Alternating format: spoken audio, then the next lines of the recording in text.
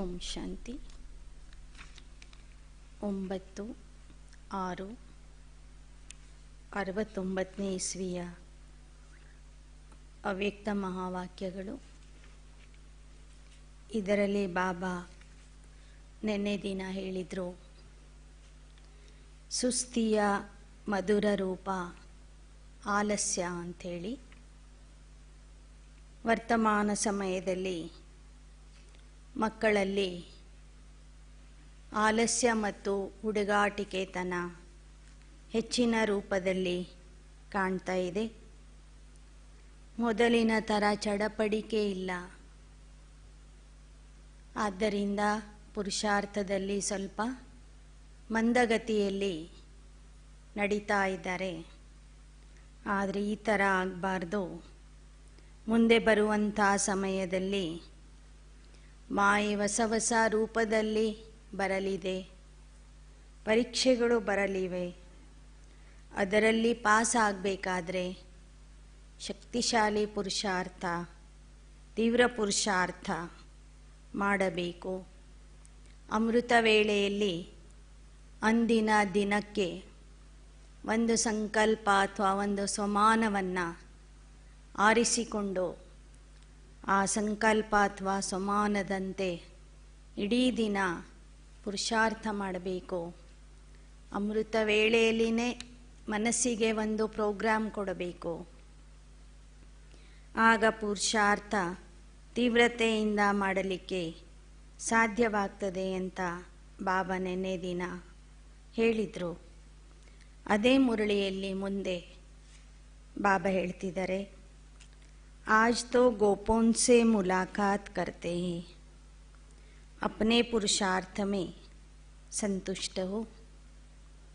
ಈ ದಿನ ಬಾಬಾ ಗೃಹಸ್ಥಿ ಅಣ್ಣಂದಿರ ಜೊತೆಗೆ, ಗೃಹಸ್ಥಿ ಸಹೋದರರ ಜೊತೆಗೆ ಮಾತಾಡ್ತಾ ಇದ್ದಾರೆ, ಕೇಳ್ತಾ ಇದ್ದಾರೆ, ನಿಮ್ಮ ಪುರುಷಾರ್ಥದಿಂದ ನೀವು ಸಂತುಷ್ಟ ಆಗಿದ್ದೀರಾ.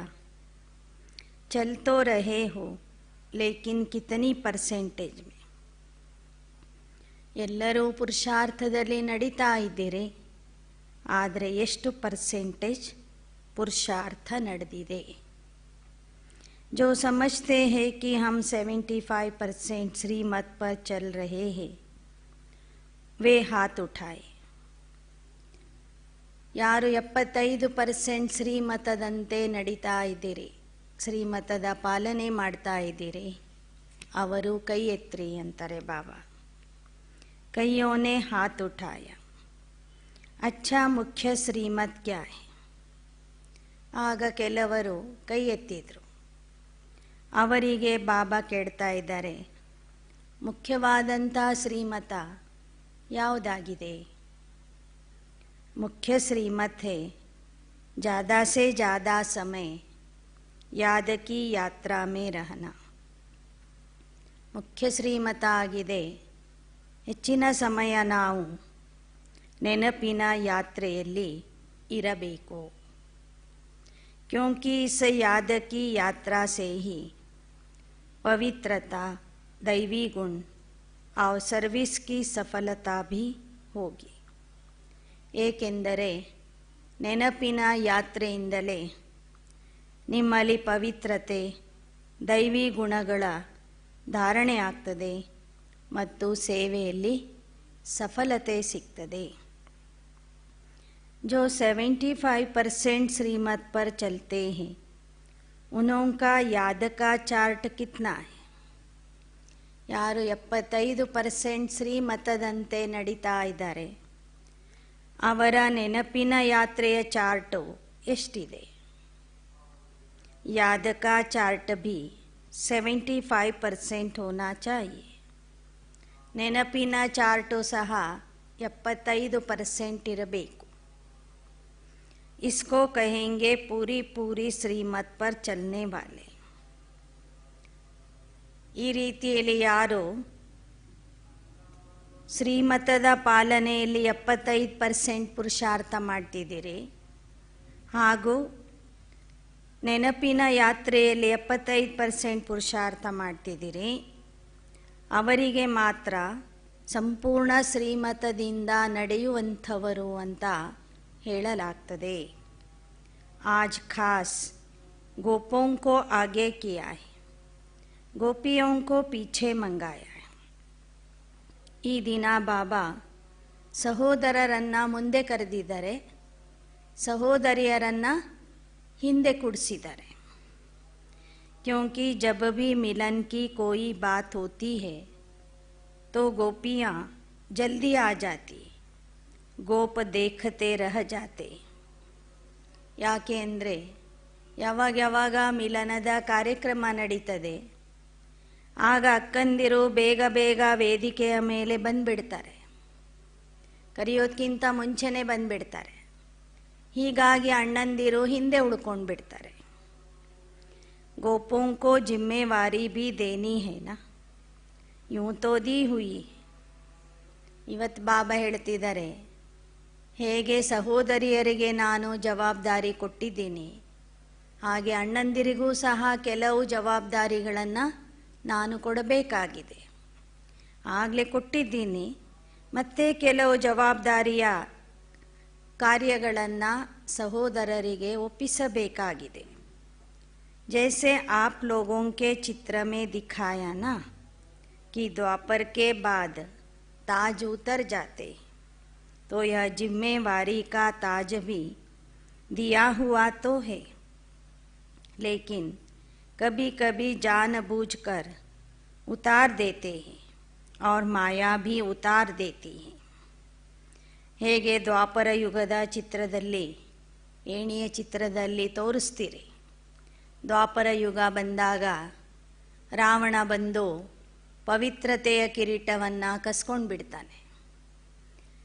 ಕಿರೀಟಗಳೆಲ್ಲ ಹೋಗಿಬಿಡ್ತವೆ, ಪವಿತ್ರತೆಯ ಕಿರೀಟಗಳು ಹೋಗಿಬಿಡ್ತವೆ. ಸಿಂಗಲ್ ಕಿರೀಟಧಾರಿ ಆಗ್ತಾರೆ ದ್ವಾಪರ ಯುಗದಿಂದ. ಹಾಗೆ ಅಣ್ಣಂದಿರಿಗೆ ನಾನು ಜವಾಬ್ದಾರಿಯ ಕಿರೀಟ ಕೊಟ್ಟಿದ್ದೀನಿ, ಆದರೆ ಕೆಲವರು ಅದನ್ನು ಸರಿಯಾಗಿ ಧರಿಸ್ಕೊಂಡಿದ್ದಾರೆ, ಕೆಲವರು ಇಳಿಸ್ಕೊಂಡು ಬಿಟ್ಟಿದ್ದಾರೆ. ಮಾಯೆ ಅವರ ಜವಾಬ್ದಾರಿಯ ಕಿರೀಟವನ್ನು ಇಳಿಸಿದೆ. सतयुग में तो ताज इतना हल्का होता है जो मालूम भी नहीं पड़ता है कि कुछ बोझ सिर पर है. ಸತ್ಯಯುಗದ ಕಿರೀಟ ಅಂತೂ ಬಹಳ ಹಗೂರವಾಗಿರ್ತದೆ, ಅವ್ರಿಗೆ ಗೊತ್ತೇ ಆಗೋದಿಲ್ಲ ಅಂತೆ ನಮ್ಮ ತಲೆಯ ಮೇಲೆ ಕಿರೀಟ ಇದೆ ಅನ್ನೋದು ಸಹ ಗೊತ್ತಾಗೋದಿಲ್ಲ. ಅಷ್ಟು ಹಗೂರವಾದಂತಹ ಕಿರೀಟಗಳು ಇರ್ತವೆ. सत्ययुग की सीनरिया सामने आती है या नहीं, ಸತ್ಯಯುಗದ ದೃಶ್ಯಗಳು ನಿಮ್ಮ ಕಣ್ಮುಂದೆ ಬರ್ತಾ ಇವೆಯೋ ಹೇಗೆ ಅಂತ ಕೇಳ್ತಿದ್ದಾರೆ ಬಾಬಾ. सतयुग के नज़ारे स्वयं ही सामने आते हैं या लाते हो, ಸತ್ಯಯುಗದ ದೃಶ್ಯಗಳು ತಾವಾಗಿ ನಿಮ್ಮ ಕಣ್ಮುಂದೆ ಬರ್ತಾವೋ ಅಥವಾ ನೀವಾಗಿ ತಂದುಕೋಬೇಕಾಗ್ತದೆ. ಸತ್ಯಯುಗದ ದೃಶ್ಯಗಳು ಯೋಗ ಮಾಡುವಾಗ, ಚಿಂತನೆ ಮಾಡುವಾಗ, ಸುದರ್ಶನ್ ಚಕ್ರ ತಿರುಗಿಸುವಾಗ ಆ ದೃಶ್ಯಗಳು ತಾವಾಗಿ ನಿಮ್ಮ ಕಣ್ಮುಂದೆ ಬರಬೇಕು. ಆ ಥರ ಬರ್ತಾವೋ ಅಥವಾ ನೀವಾಗಿ ಪ್ರಯತ್ನ ಮಾಡಿದರೆ ಆಗ ಆ ದೃಶ್ಯಗಳು ಕಾಣ್ತವೆಯೋ. जितना जितना आगे बढ़ेंगे तो न चाहते हुए भी सत्ययुगी नज़ारे स्वयं ही सामने आएंगे. ಎಷ್ಟೆಷ್ಟು ನೀವು ಸಂಪೂರ್ಣತೆಯ ಸಮಯಕ್ಕೆ, ಪರಿವರ್ತನೆಯ ಸಮಯಕ್ಕೆ ಸಮೀಪ ತಲುಪ್ತೀರಿ, ಅಷ್ಟೇ ಸತ್ಯಯುಗದ ಎಲ್ಲ ದೃಶ್ಯಗಳು ನಿಮ್ಮ ಕಣ್ಮುಂದೆ ತಾವಾಗಿ ಬರ್ತವೆ. ಲಾನೆ ಕಿ ಭಿ ಜರೂರತ್ ನಹಿ, ನೀವು ಅದನ್ನು ನೆನಪು ಮಾಡುವ ಅವಶ್ಯಕತೆಯೂ ಇಲ್ಲ. ಅಷ್ಟು ಸಮೀಪದಲ್ಲಿ ಆ ದೃಶ್ಯಗಳು ನಿಮಗೆ ಕಾಣ್ತವೆ. ಜಿತನಾ ನಜದೀಕ್ ಹೋತೆ ಜಾಯೆಂಗೆ ಉತನಾ ನಜಾರೆ ಭಿ ನಜದೀಕ್ ಹೋತೆ ಜಾಯೆಂಗೆ.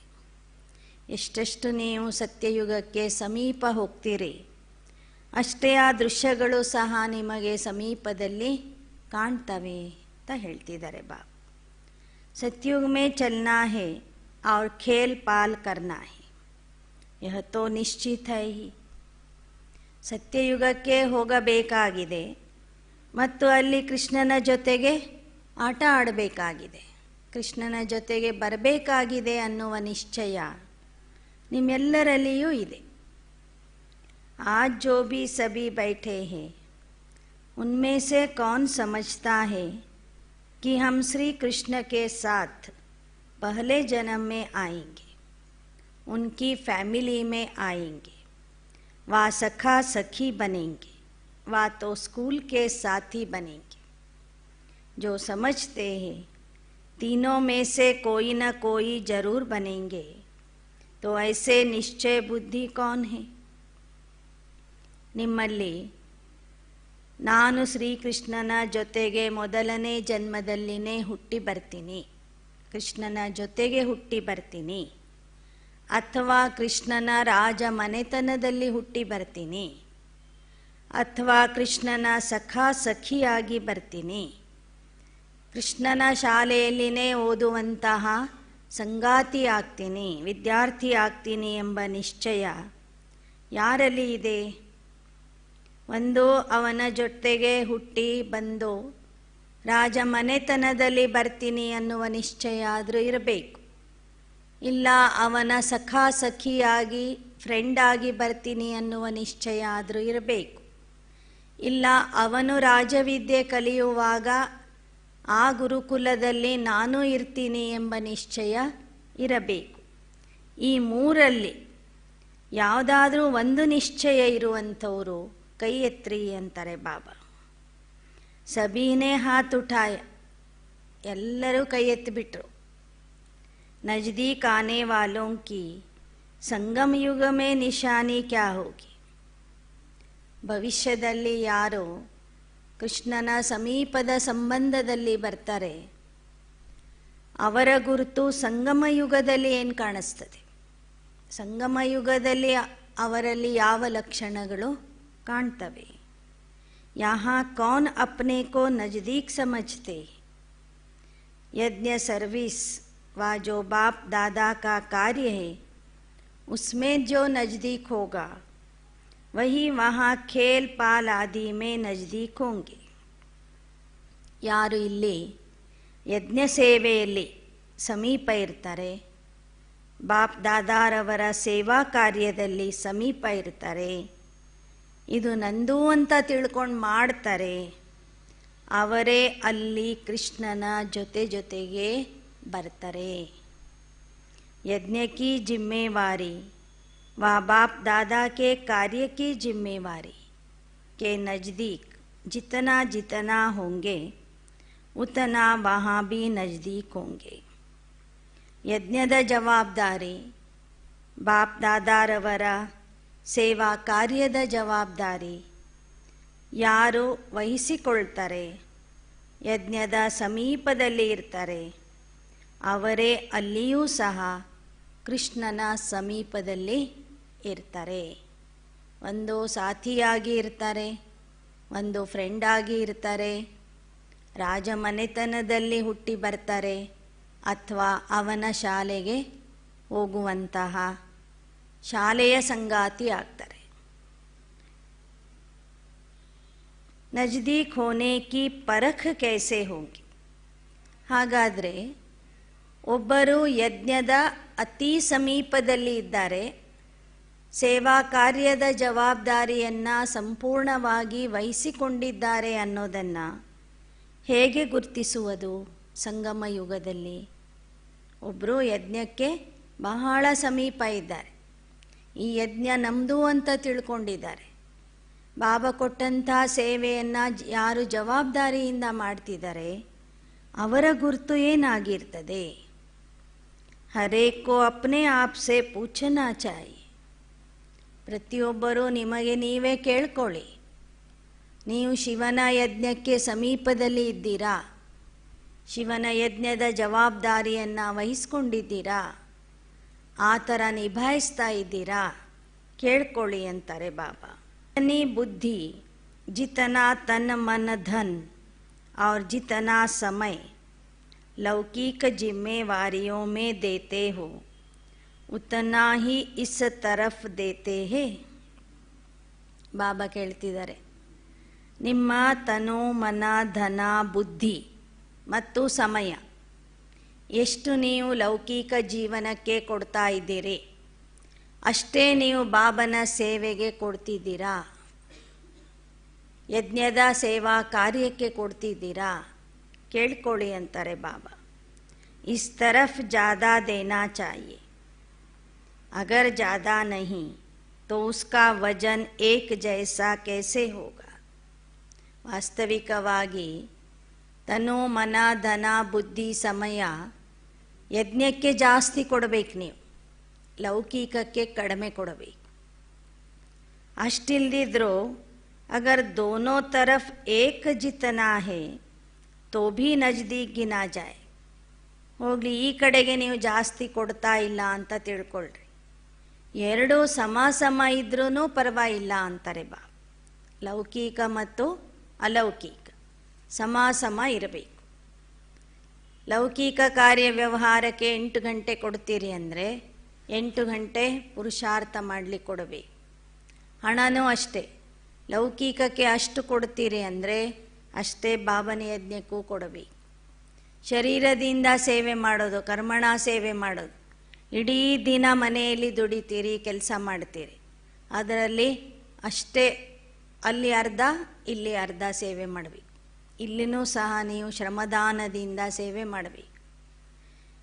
ಹೀಗೆ ನಿಮ್ಮ ಸಮಯ ತನು ಮನ ಧನ ಬುದ್ಧಿ 5 ಸಹ ಎಷ್ಟು ನೀವು ಲೌಕಿಕಕ್ಕೆ ಉಪಯೋಗಿಸ್ಕೊಳ್ತೀರಿ ಅಷ್ಟೇ ಅಲೌಕಿಕ ಸೇವೆಗೆ ಉಪಯೋಗಿಸ್ಬೇಕು ಅಂತ ಹೇಳ್ತಾರೆ ಬಾಬಾ.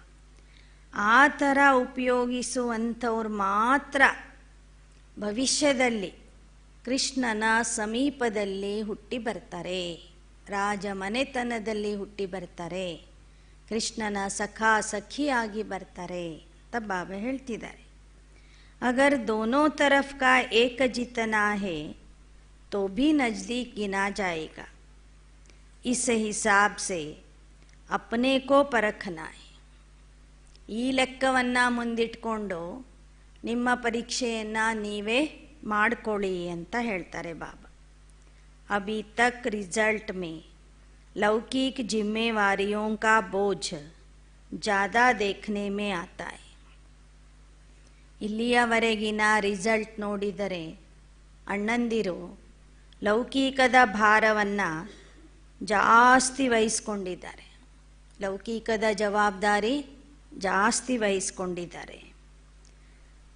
कितना समय लौकिक जिम्मेवारी तरफ दिया और कितना समय अलौकिक व पारलौकिक जिम्मेवारी की तरफ दिया, कितने मददगार बने. खास मुख्य गोपों को यह बातें जरूर ध्यान में रखनी चाहिए. ಇಡೀ ದಿನದಲ್ಲಿ ಎಷ್ಟು ಸಮಯ ಲೌಕಿಕ ಜವಾಬ್ದಾರಿಯನ್ನು ನಿಭಾಯಿಸಲಿಕ್ಕೆ ಕೊಟ್ಟಿದ್ದೀರಿ, ಎಷ್ಟು ಸಮಯ ಅಲೌಕಿಕ ಮತ್ತು ಪಾರಲೌಕಿಕ ಜವಾಬ್ದಾರಿಯನ್ನು ನಿಭಾಯಿಸಲಿಕ್ಕೆ ಕೊಟ್ಟಿದ್ದೀರಿ, ಲೌಕಿಕದಲ್ಲಿ ಎಷ್ಟು ಸಹಯೋಗಿ ಆಗಿದ್ದೀರಿ, ಅಲೌಕಿಕದಲ್ಲಿ ಎಷ್ಟು ಸಹಯೋಗಿ ಆಗಿದ್ದೀರಿ ಅಂತ ಪ್ರತಿದಿನ ನೀವು ನೋಡ್ಕೋಬೇಕು ಅಂತ ಹೇಳ್ತಿದ್ದಾರೆ ಬಾಬಾ.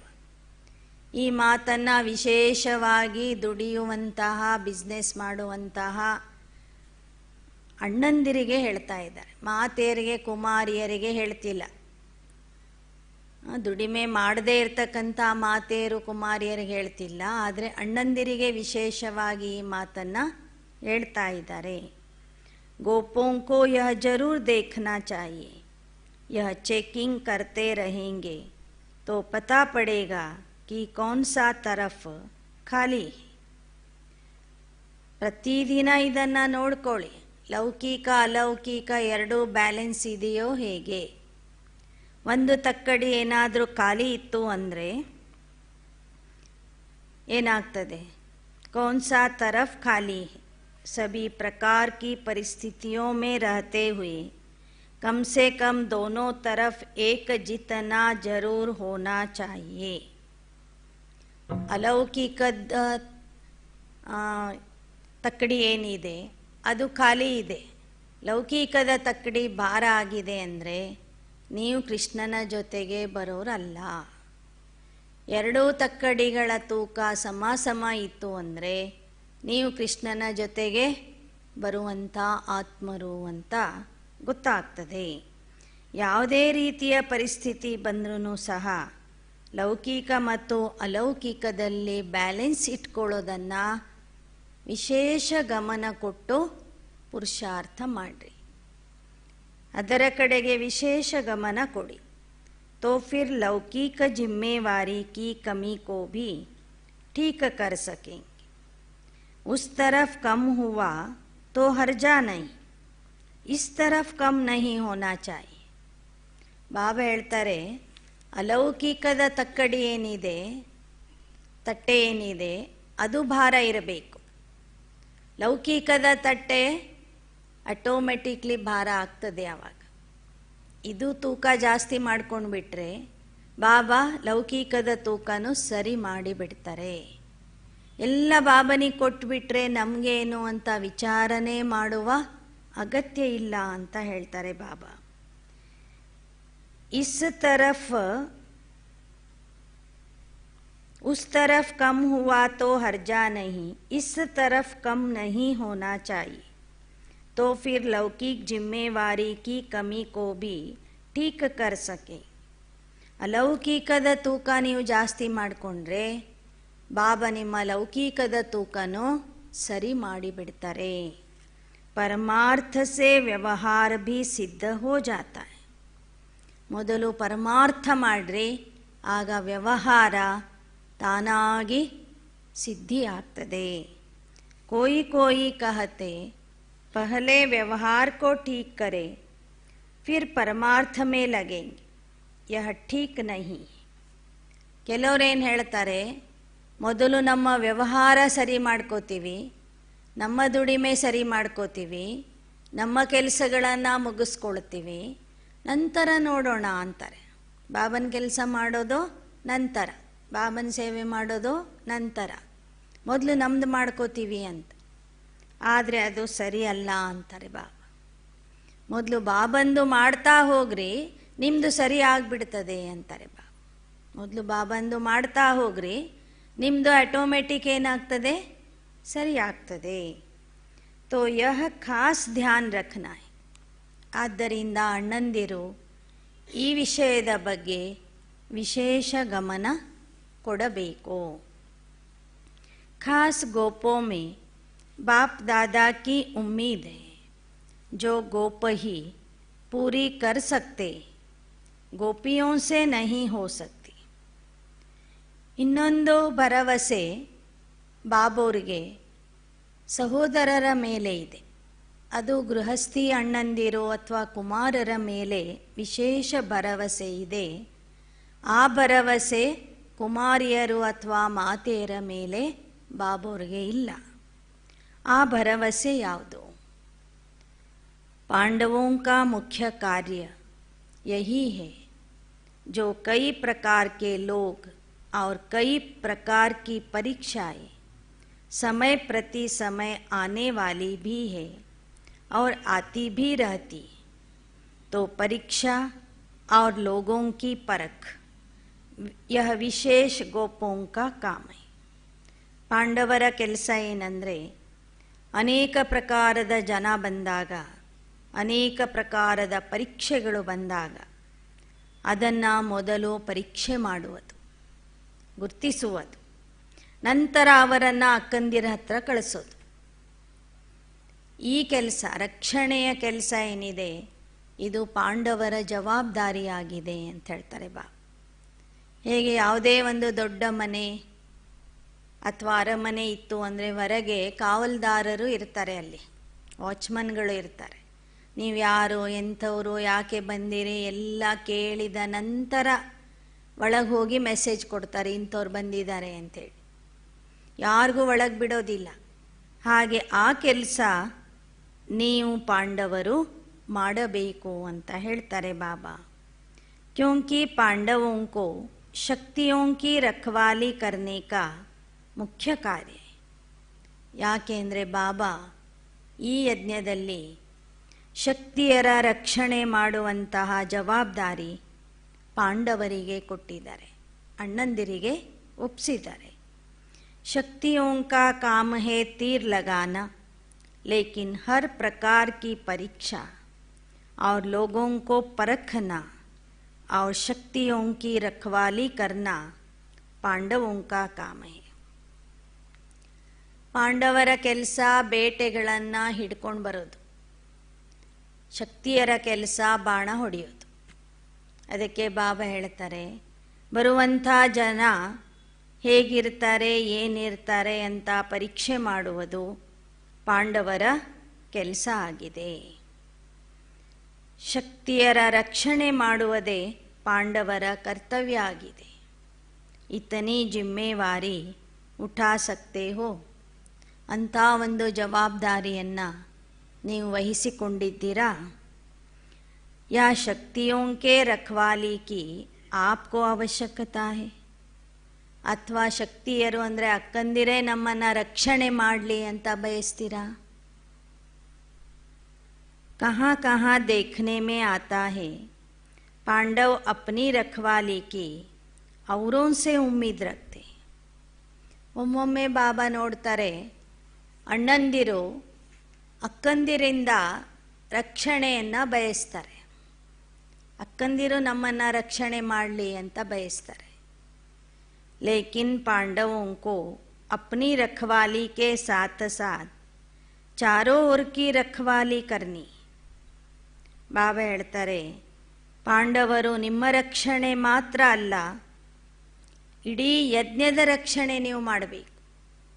4 ಕಡೆಯಿಂದ ಬರುವಂಥ ಪರೀಕ್ಷೆಗಳು, ಪರಿಸ್ಥಿತಿಗಳು ಅಥವಾ ಭಿನ್ನ ಭಿನ್ನ ಪ್ರಕಾರದ ಆತ್ಮರು ಎಲ್ಲರನ್ನ ನೋಡುವಂಥದ್ದು, ಗುರ್ತಿಸುವಂಥದ್ದು ಮತ್ತು ಶಕ್ತಿಯರ ರಕ್ಷಣೆ ಮಾಡುವಂಥದ್ದು ಇದು ಪಾಂಡವರ ಜವಾಬ್ದಾರಿ ಆಗಿದೆ.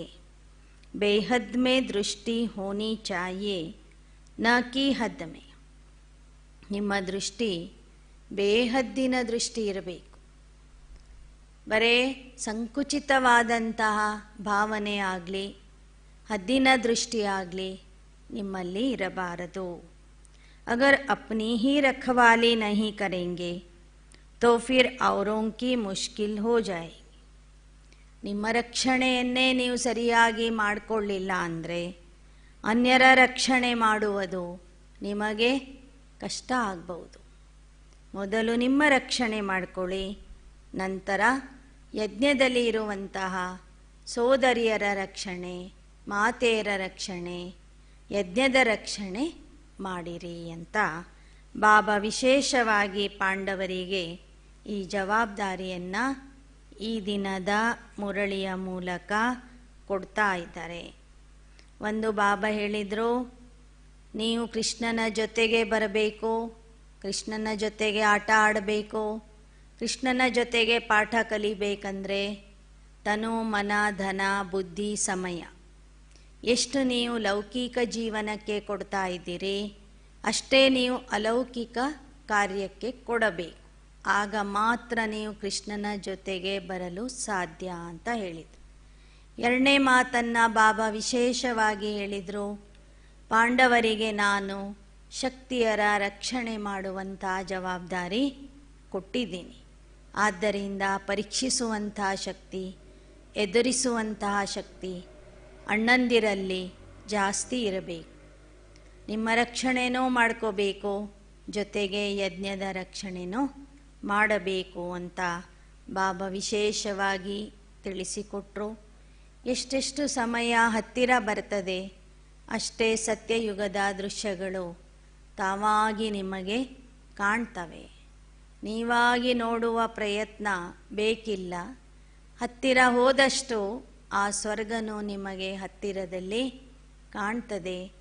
ನೀವೀಗ ಶ್ರೀಮತದ ಪಾಲನೆಯನ್ನು 75% ಮಾಡ್ತಿದ್ದೀರಾ ಅಥವಾ 50% ಮಾಡ್ತಿದ್ದೀರಾ, ಎಷ್ಟು ಮಾಡ್ತಿದ್ದೀರಿ ಅಂತ ಕೇಳಿದರು ಬಾಬಾ.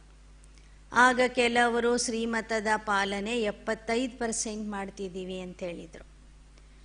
ಶ್ರೀಮತದ ಜೊತೆಗೆ ನೆನಪಿನ ಯಾತ್ರೆನೂ ಸಹ 75% ಬೇಕು ಅಂತ ಹೇಳಿದರು ಬಾಬಾ. ಯೋಗದ ಚಾರ್ಟನ್ನು 75% ಬೇಕು. ಆಗ ಮಾತ್ರ ನೀವು ಸಂಪೂರ್ಣ ಶ್ರೀಮತದಿಂದ ನಡೆಯುವಂತಹ ಆದರ್ಶ ವಿದ್ಯಾರ್ಥಿಗಳು ಅಂತ ಹೇಳಬಹುದು ಅಂತಲೂ ಬಾಬಾ ಈ ಮುರಳಿಯಲ್ಲಿ ತಿಳಿಸಿಕೊಟ್ರು. ಓಂ ಶಾಂತಿ.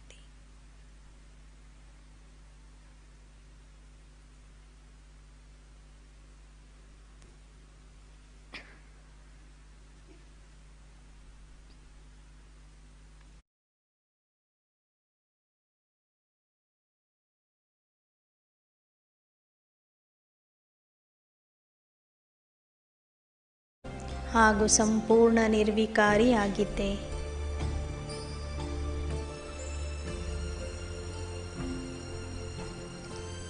ಯಥಾ ರಾಜ ತಥಾ ಪ್ರಜಾ, ಎಲ್ಲರಿಗೂ ಅದೇ ರೀತಿಯ ಸುಖ ಇತ್ತು.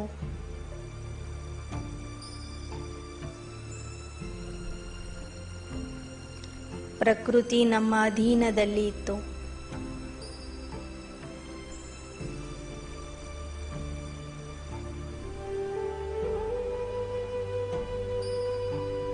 ಅನುಭವ ಮಾಡ್ರಿ, ನಾನು ದೇವತಾ ಕುಮಾರ,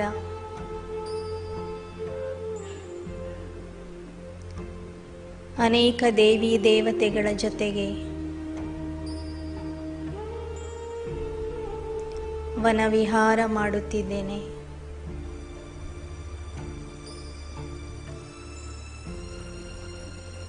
ಚಿನ್ನದ ನೌಕೆಯಲ್ಲಿ ಜಲವಿಹಾರ ಮಾಡುತ್ತಿದ್ದೇನೆ.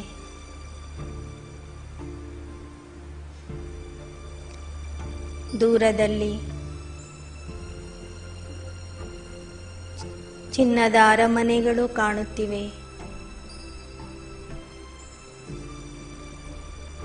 ಅರಮನೆಗಳ ಮುಂಭಾಗದಲ್ಲಿ ನಿಂತಿರುವ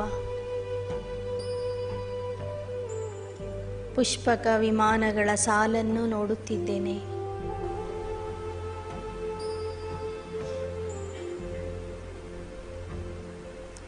ಪ್ರಕೃತಿಯ ಸೌಂದರ್ಯವನ್ನು ನೋಡುತ್ತಾ ನೋಡುತ್ತಾ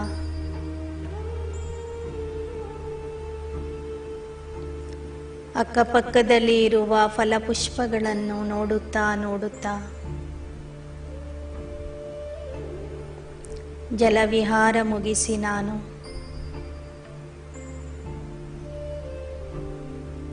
ಮಹಾರಾಜ ಮಹಾರಾಣಿಯಾಗಿರುವಂತಹ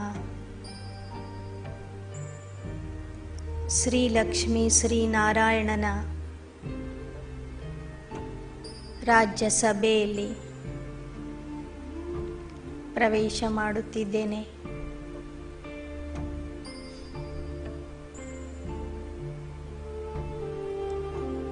ಸುಂದರವಾದಂಥ ಸಭಾಗೃಹ,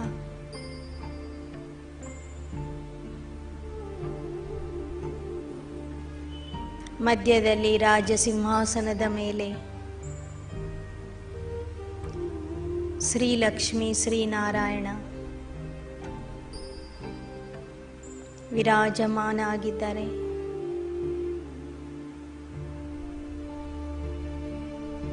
ಸುತ್ತಲೂ ಅನೇಕ ರಾಜರು ಹಾಗೂ ರಾಜಕುಮಾರ ಕುಮಾರಿಯರು ಸಹ ವಿವಿಧ ಆಸನಗಳಲ್ಲಿ ಆಸೀನರಾಗಿದ್ದೇವೆ.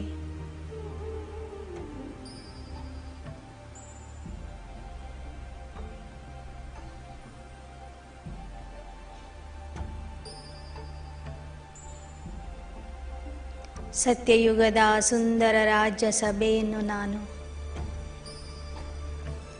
ಪ್ರತ್ಯಕ್ಷವಾಗಿ ನೋಡುತ್ತಿದ್ದೇನೆ.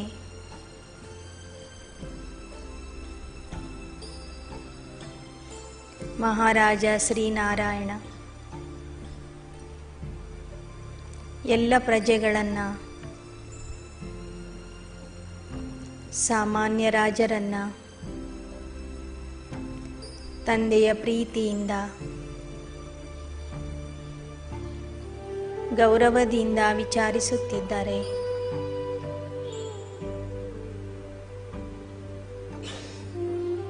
ಯಾರ ಜೀವನದಲ್ಲಿಯೂ ದುಃಖ, ಕಷ್ಟ, ರೋಗ ರುಜಿನಗಳು ಇಲ್ಲ.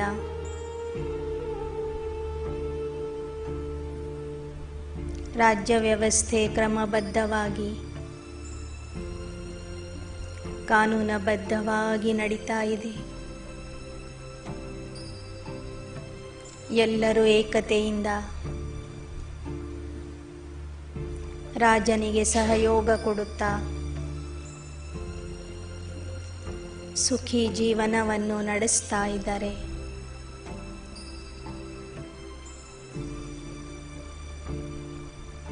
ಈಗ ನಾನು ಸತ್ಯಯುಗದಲ್ಲಿ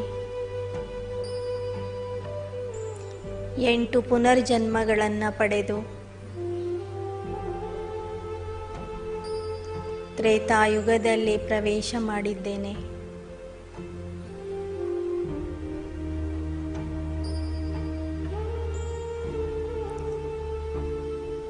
ಇದು ರಾಮರಾಜ್ಯ ಆಗಿದೆ. ಇದು ಸಹ ಸ್ವರ್ಗನೇ. ಆದರೆ ಇಲ್ಲಿ ನಾನು ಆತ್ಮ 2 ಕಲೆಗಳನ್ನು ಕಳೆದುಕೊಂಡಿದ್ದೇನೆ.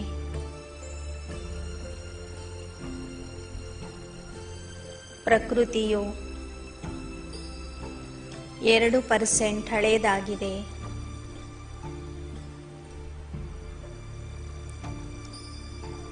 ಜನಸಂಖ್ಯೆ ಸತ್ಯಯುಗದಕ್ಕಿಂತ ಸ್ವಲ್ಪ ಹೆಚ್ಚಾಗಿದೆ. ಇಲ್ಲಿಯೂ ಸಹ ಅದೇ ವಾತಾವರಣ, ಸುಖ, ಶಾಂತಿ, ಪವಿತ್ರತೆ ರಾಜ್ಯ. ನಾನು ದೇವತಾ ಕುಮಾರ.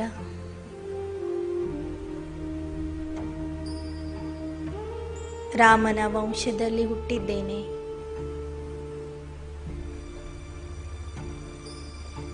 ರಾಮರಾಜ ರಾಮ ಪ್ರಜಾ ಎಂಬಂತೆ ರಾಜನಿಗೆ ಇರುವಷ್ಟೇ ಸುಖ ಪ್ರಜೆಗಳಿಗೂ ಇದೆ. ಇಲ್ಲಿ ನಾನು ಅನೇಕ ದೇವತಾ ಕುಮಾರ ಕುಮಾರಿಯರ ಜೊತೆಗೆ ವನವಿಹಾರಕ್ಕೆ ಹೋಗುತ್ತಿದ್ದೇನೆ.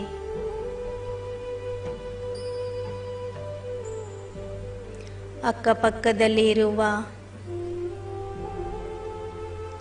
ಪ್ರಕೃತಿಯ ಸುಂದರ ದೃಶ್ಯಗಳನ್ನು ನೋಡುತ್ತಿದ್ದೇನೆ.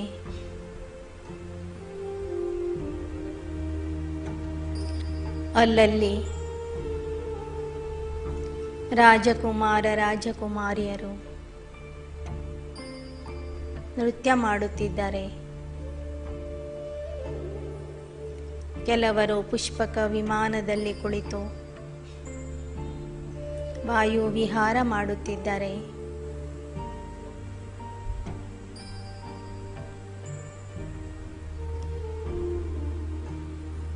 ಎಲ್ಲ ಕಡೆಗೂ ವಿಹಾರ ಮಾಡಿಕೊಂಡು ನಾನೀಗ ರಾಮನ ರಾಜ್ಯ ಸಭೆಯಲ್ಲಿ ಪ್ರವೇಶ ಮಾಡುತ್ತಿದ್ದೇನೆ. ಇದು ಚಂದ್ರವಂಶಿಗಳ ರಾಜ್ಯ. ಸಿಂಹಾಸನದ ಮೇಲೆ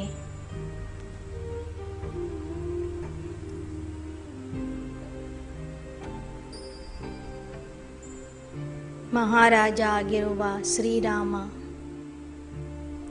ಶ್ರೀ ಸೀತೆ ವಿರಾಜಮಾನ ಆಗಿದ್ದಾರೆ.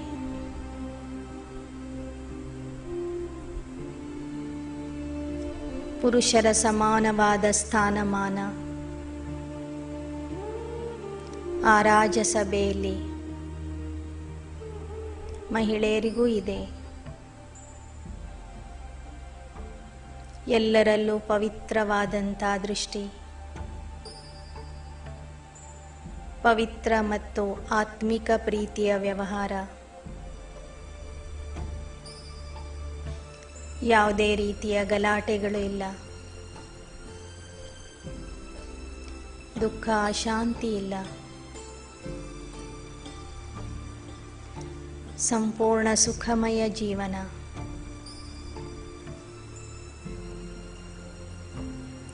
ಈ ಯುಗದಲ್ಲಿ ನಾನು 12 ಪುನರ್ಜನ್ಮಗಳನ್ನು ದೇವತಾ ವಂಶದಲ್ಲಿಯೇ ಪಡೆದುಕೊಂಡೆ.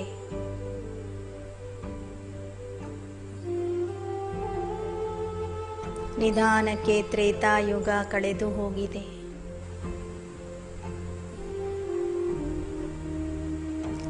ಈಗ ನಾನು ದ್ವಾಪರ ಯುಗದಲ್ಲಿ ಪುನರ್ಜನ್ಮ ಪಡೆದುಕೊಂಡು ಪ್ರವೇಶ ಮಾಡಿದ್ದೇನೆ.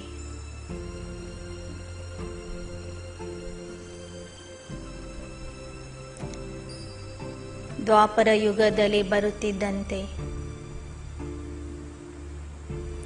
ನನ್ನಲ್ಲಿ ಇರುವ ಅನೇಕ ದೈವಿ ಗುಣಗಳು, ಕಲೆಗಳನ್ನು 50-60%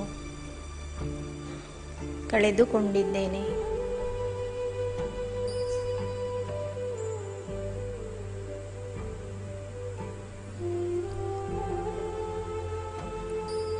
ನಾನು ಆತ್ಮ. ದ್ವಾಪರ ಯುಗದಲ್ಲೂ ಸಹ ಸಾಕಷ್ಟು ಸುಖಿಯಾಗಿದ್ದೆ.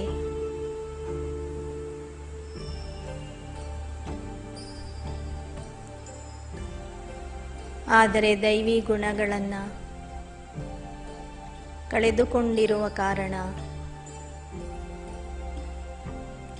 ನಾನು ಮಾಯೆ ಅಥವಾ ರಾವಣನ 10 ವಿಕಾರಗಳಿಗೆ ವಶ ಆಗಿದ್ದೆ. ವಿಕಾರಗಳು ಸ್ವಲ್ಪ ಪ್ರಮಾಣದಲ್ಲಿ ನನ್ನಲ್ಲಿ ಪ್ರವೇಶ ಮಾಡುತ್ತಿದ್ದಂತೆ ನನಗೆ ಸ್ವಲ್ಪ ಸ್ವಲ್ಪ ದುಃಖ ಹಾಗೂ ಅಶಾಂತಿಯ ಅನುಭವ ಪ್ರಾರಂಭವಾಯಿತು. ದೇವತಾ ಜೀವನ ನಡೆಸಿ ಬಂದಂತಹ ಸ್ವರ್ಗದ ಅವಿನಾಶಿ ಸುಖವನ್ನು ಉಪಭೋಗಿಸಿ ಬಂದಂತಹ ನನಗೆ ಬಂದಂತಹ ಅಲ್ಪ ಸ್ವಲ್ಪ ದುಃಖವೂ ಸಹ ತಡೆದುಕೊಳ್ಳಲು ಆಗದೆ ನಾನು ಪರಮಾತ್ಮನ ಭಕ್ತಿಯನ್ನು, ಉಪಾಸನೆಯನ್ನು ಪ್ರಾರಂಭ ಮಾಡಿದೆ.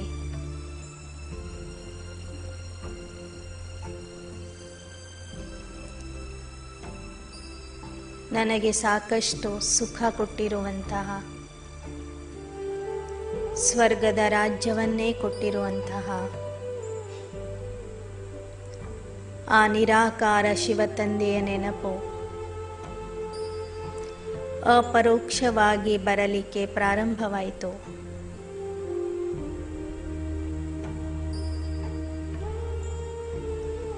ಅವನ ಉಪಕಾರದ ಪ್ರತಿಯಾಗಿ ಹಾಗೂ ಅವನಿಂದ ಸುಖ ಶಾಂತಿಯನ್ನು ಪುನಃ ಪಡೆದುಕೊಳ್ಳುವುದಕ್ಕಾಗಿ ನಾನು ಅವನ ಮಂದಿರಗಳನ್ನು ಕಟ್ಟಿಸಿದೆ. ಸೋಮನಾಥ ದೇವಾಲಯವನ್ನು ಬಹಳ ವೈಭವದಿಂದ ಕಟ್ಟಿಸಿ ದುಃಖದಿಂದ ಮುಕ್ತಿಗಾಗಿ ಅವನ ಉಪಾಸನೆಯನ್ನು ಪ್ರಾರಂಭ ಮಾಡಿದೆ.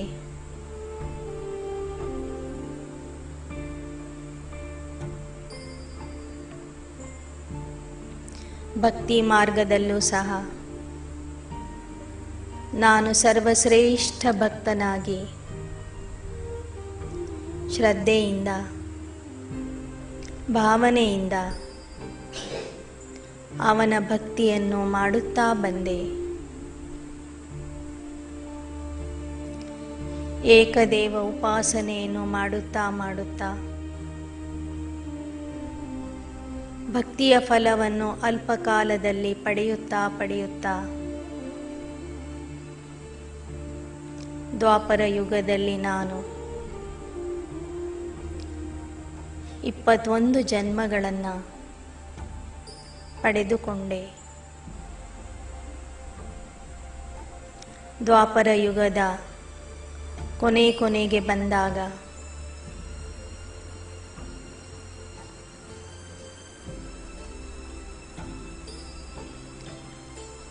ನಾವೇ ದೇವತೆಗಳು ಆಗಿದ್ದೆವು ಎಂಬ ವಿಚಾರ ಮರ್ತಿರುವ ಕಾರಣ ಶಿವನ ಜೊತೆಗೆ ಲಕ್ಷ್ಮೀನಾರಾಯಣ ರಾಮ ಸೀತೆಯ ಮಂದಿರಗಳನ್ನು ಕಟ್ಟಿಸಿದ್ದೆ. ಒಂದು ಕಾಲದಲ್ಲಿ ನಾವೇ ಪೂಜ್ಯ ದೇವತೆಗಳಾದಂಥವರು ದ್ವಾಪರ ಯುಗದಲ್ಲಿ ಪೂಜಾರಿಗಳಾಗಿ ಪೂಜೆಯನ್ನು ಪ್ರಾರಂಭಿಸಿದೆ. ನಿಧಾನಕ್ಕೆ ಕಲಿಯುಗದಲ್ಲಿ ಪುನರ್ಜನ್ಮ ಪಡೆದುಕೊಂಡು ಬಂದೆ.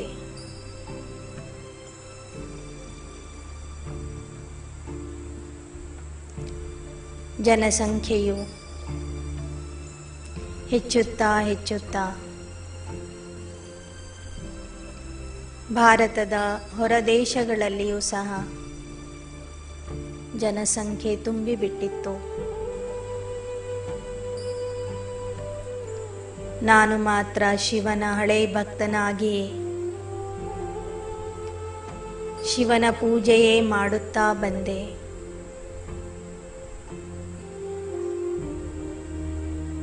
ಎಲ್ಲ ಆತ್ಮರಿಗೂ ದುಃಖ ಶಾಂತಿಯ ಕಷ್ಟಗಳ ಅನುಭವ ಶುರುವಾಯಿತು. ಎಲ್ಲರೂ ವಿಕಾರಗಳಿಗೆ ಅಧೀನ ಆಗಿಬಿಟ್ಟರು. ಆ ದುಃಖ ಶಾಂತಿಯಿಂದ ಮುಕ್ತಿಗಾಗಿ ಅನೇಕ ದೇವತೆಗಳನ್ನು ಸೃಷ್ಟಿಸಿದ್ದರು. ಏಕದೇವತಾ ಉಪಾಸನೆ, ಬಹುದೇವತಾ ಉಪಾಸನೆಯ ಜೊತೆಗೆ ವ್ಯಕ್ತಿ ಪೂಜೆ, ಭೂತ ಪೂಜೆ, ವಾಮ ಮಾರ್ಗದ ಭಕ್ತಿ, ತಮೋಪ್ರಧಾನ ಭಕ್ತಿಯೂ ಸಹ ಪ್ರಾರಂಭವಾಯಿತು. ಒಂದು ಕಾಲಕ್ಕೆ ಸ್ವರ್ಗ ಆಗಿದ್ದ ಭಾರತ ನರ್ಕ ಆಗಿಬಿಟ್ಟಿತ್ತು.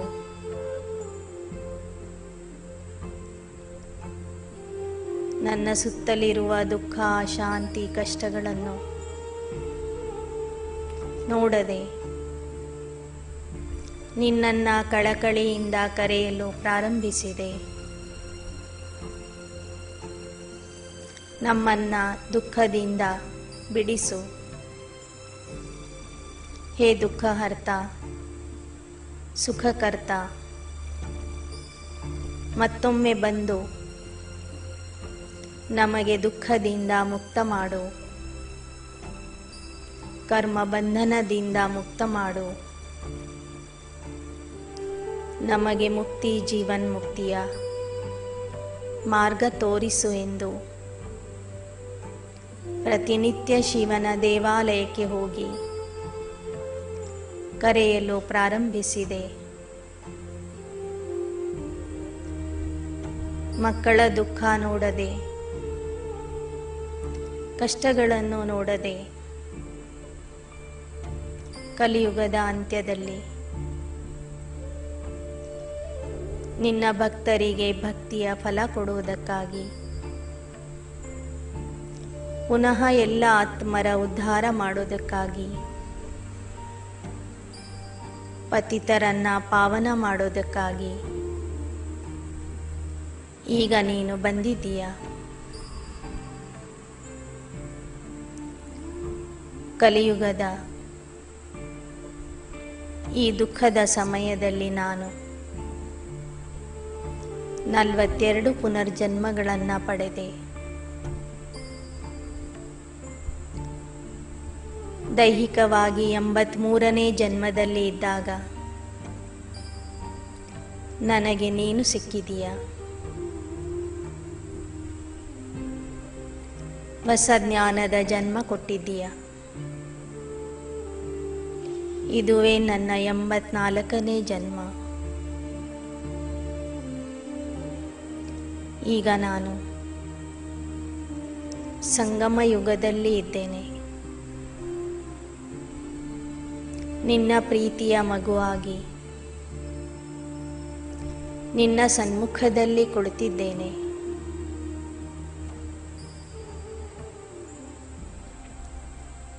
ಮಧುಬನದ ಸಭಾಂಗಣದಲ್ಲಿ ಬಾಪ್ ದಾದಾರವರ ಮುಂದೆ ಕುಳಿತಿರುವುದನ್ನು ಅನುಭವ ಮಾಡ್ರಿ. ಸಂಗಮ ಯುಗದಲ್ಲಿ ನೀನೇ ಸ್ವತಃ ಬಂದು ನನಗೆ ಈಶ್ವರಿಯ ಜ್ಞಾನ ಹಾಗೂ ರಾಜಯೋಗದ ಶಿಕ್ಷಣ ನೀಡುತ್ತಿದ್ದೀಯ. ಈ ಶಿಕ್ಷಣದಿಂದ ನಾನು ಪುನಃ ದೇವಾತ್ಮ ಆಗುತ್ತಿದ್ದೇನೆ. ಸಂಗಮ ಯುಗದಲ್ಲಿ ಸರ್ವಶ್ರೇಷ್ಠ ಬ್ರಾಹ್ಮಣ ಆತ್ಮ ಆಗಿ ನಿನ್ನ ನೆನಪು ಮಾಡುತ್ತಾ ಅರ್ಧ ಕಲ್ಪದಿಂದ ಮಾಡಿದ ಪಾಪಗಳನ್ನು ಸುಟ್ಟು ಹಾಕುತ್ತಿದ್ದೇನೆ. ನಿನ್ನ ಆದರ್ಶ ವಿದ್ಯಾರ್ಥಿ, ಆದರ್ಶ ಸುಪುತ್ರ ಆಗಿ ನೀನು ಮಾಡುತ್ತಿರುವ ಸೇವೆಯೇ ನಾನು ಮಾಡುತ್ತಿದ್ದೇನೆ.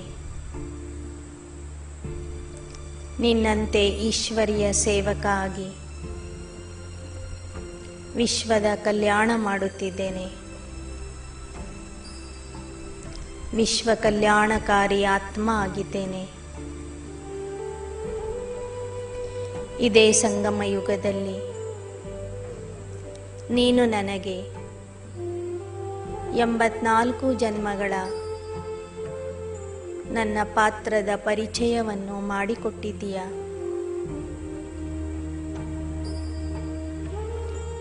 ಏಕಾಗ್ರತೆ ಬರದೇ ಇದ್ದಾಗ,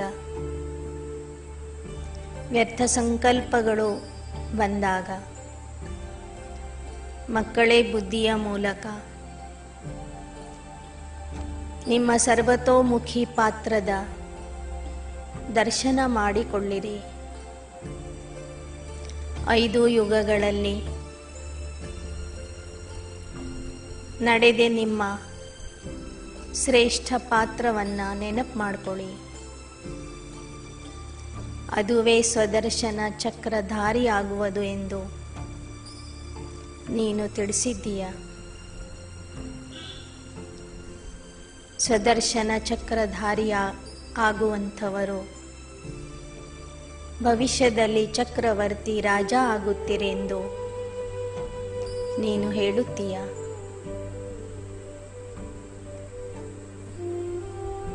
ಸಂಗಮ ಯುಗದಲ್ಲಿ ಪರದರ್ಶನದಿಂದ ಮುಕ್ತ ಆಗಲು ಒಂದೇ ಉಪಾಯ, ಸ್ವದರ್ಶನ ಚಕ್ರಧಾರಿಯಾಗುವುದು.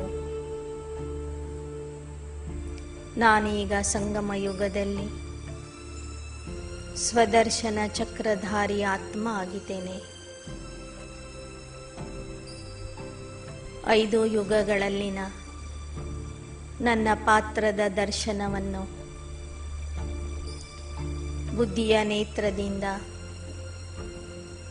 ನಾನು ನೋಡುತ್ತಿದ್ದೇನೆ. ಸಂಗಮ ಯುಗದಲ್ಲಿ ಸಂಪೂರ್ಣ ಪುರುಷಾರ್ಥ ಮಾಡಿ ನಾನು ಕರ್ಮಾತೀತ ಅವಸ್ಥೆಗೆ ತಲುಪುತ್ತಿದ್ದೇನೆ. ಕೊನೆಗೆ ಫರಿಷ್ಠಾ ರೂಪವನ್ನು ಧರಿಸಿ सूक्ष्म वतನಕ್ಕೆ ಹೋಗಿ Baap ದಾದಾರವರಿಂದ pass with honour certificate ಅನ್ನು ಪಡೆದುಕೊಂಡು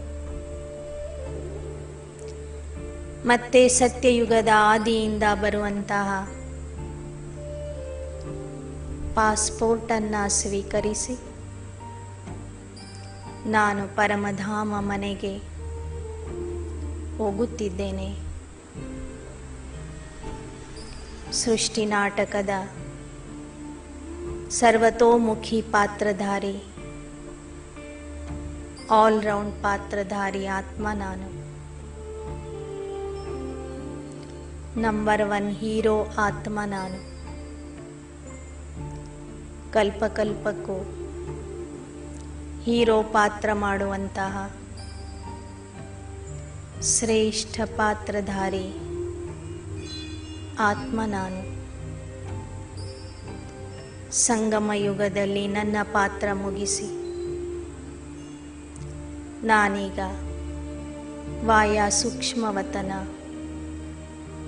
ಪರಮಧಾಮಕ್ಕೆ ಹೋಗುತ್ತಿದ್ದೇನೆ. ಸೃಷ್ಟಿ ನಾಟಕದಲ್ಲಿನ 5 ಯುಗಗಳ ಪ್ರವಾಸ ಮುಗಿಯಿತು. ಈಗ ನಾನು ಮನೆಗೆ ಮರಳಿ ಹೋಗುತ್ತಿದ್ದೇನೆ. ನನ್ನ ವಿಶ್ರಾಂತಿಯ ಧಾಮಕ್ಕೆ, ನನ್ನ ಅಂತಿಮ ಸ್ಟೇಷನ್ಗೆ ಹೋಗಿ ತಲುಪುತ್ತಿದ್ದೇನೆ. ಓಂ ಶಾಂತಿ.